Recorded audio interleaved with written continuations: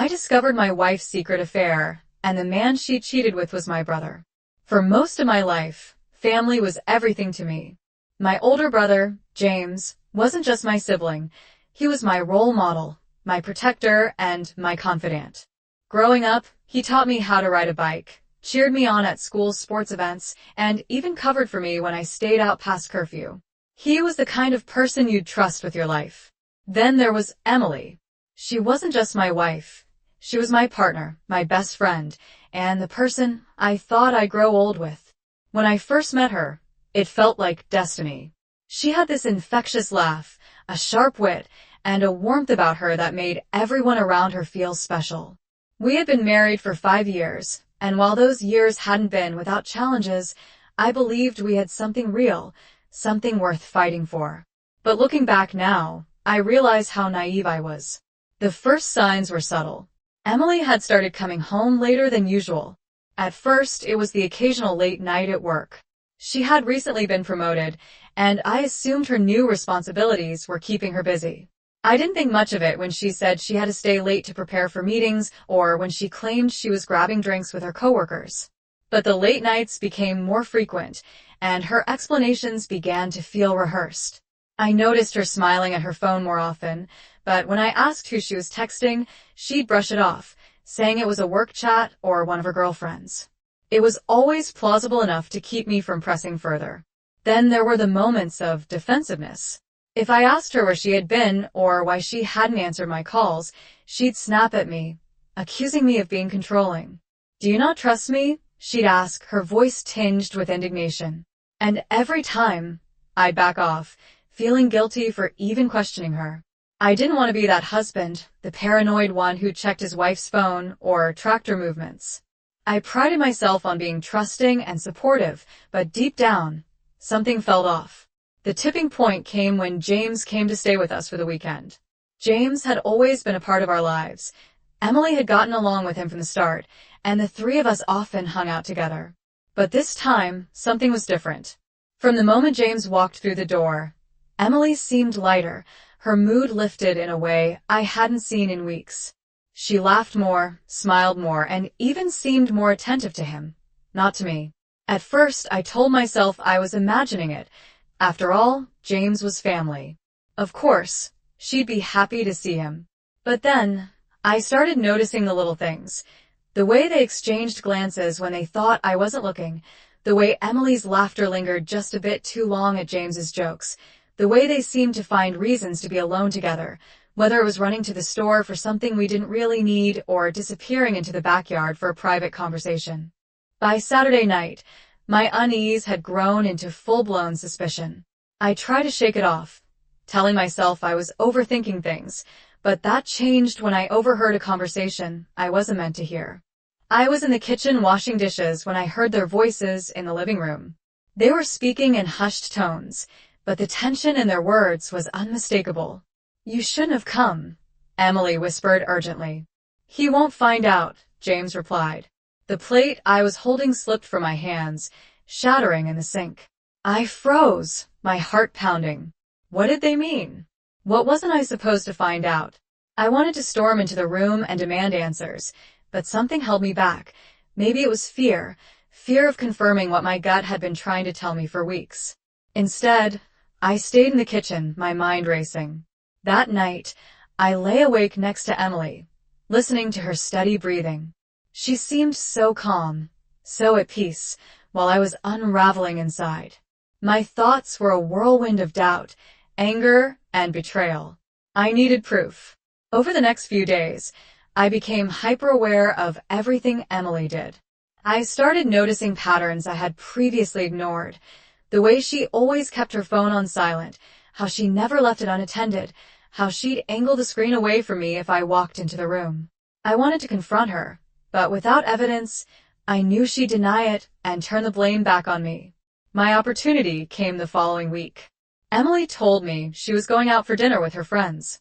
Her tone was casual, her explanation rehearsed. I didn't believe her, but I didn't let it show. Instead, I nodded, kissed her on the cheek, and wished her a good time.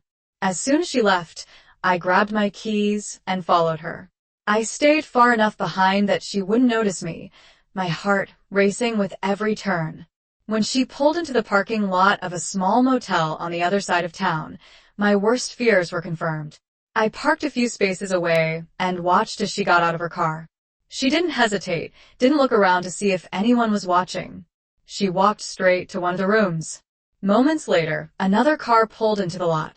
My stomach dropped as I saw James step out. He glanced around briefly before heading toward the same room. They didn't touch or exchange words, but their familiarity was undeniable. I sat in my car, frozen. The two people I trusted most in the world, my wife and my brother, had betrayed me together. My mind raced with 1,000 questions. How long had this been going on? Did they even care about how much this would hurt me? I wanted to burst into that motel room and confront them, to make them face the consequences of their actions, but I couldn't move.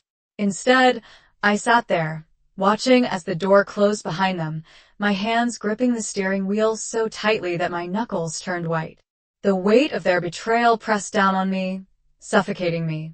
I stayed in that parking lot for what felt like hours, staring at the door. Eventually, I drove home, my mind numb. That night, I paced the living room, replaying every moment of the past few months. The late nights, the secretive behavior, the stolen glances, all of it made sense now.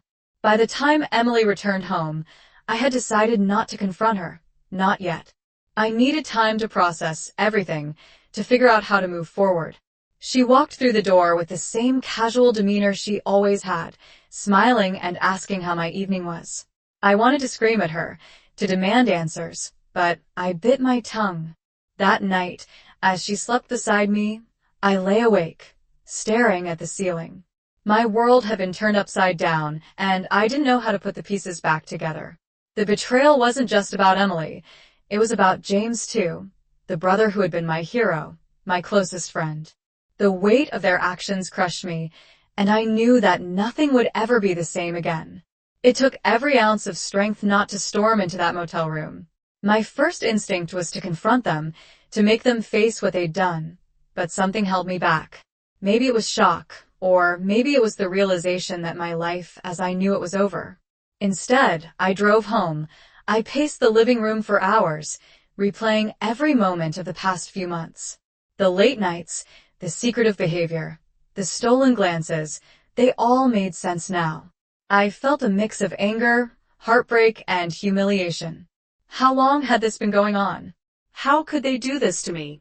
When Emily came home later that night, she acted as if nothing had happened. She kissed me on the cheek and asked how my evening was. Her casual demeanor made my blood boil. I wanted to scream, to confront her right then and there, but I held back. I needed to process everything, to figure out my next move. The next morning, I decided to confront James first. I drove to his apartment unannounced and let myself in with the spare key he'd given me years ago. He was sitting on the couch, sipping coffee, completely unaware of the storm about to hit him. "Why?" I asked, my voice trembling with barely contained rage. James looked up startled. "What are you talking about?" he asked. "You and Emily," I said, my voice rising. "How long has it been going on?" The color drained from his face. He opened his mouth to speak, but said nothing. His silence was all the confirmation I needed. "How could you do this to me?" I demanded. "You're my brother, James, my family. Do you have any idea what you've destroyed?" He tried to apologize, to offer some feeble explanation about how it just happened, how he never meant to hurt me, but his words felt hollow. There was no justification for what he'd done. I left his apartment without another word. My next confrontation was with Emily. When I got home, I told her we needed to talk. She must have seen the look on my face because she didn't argue. "I know about you and James," I said bluntly. Her face turned pale. She tried to deny it at first, but when I told her I had followed her to the motel, the lies crumbled.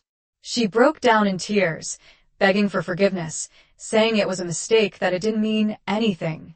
Her words only made it worse. How could something that didn't mean anything destroy my life?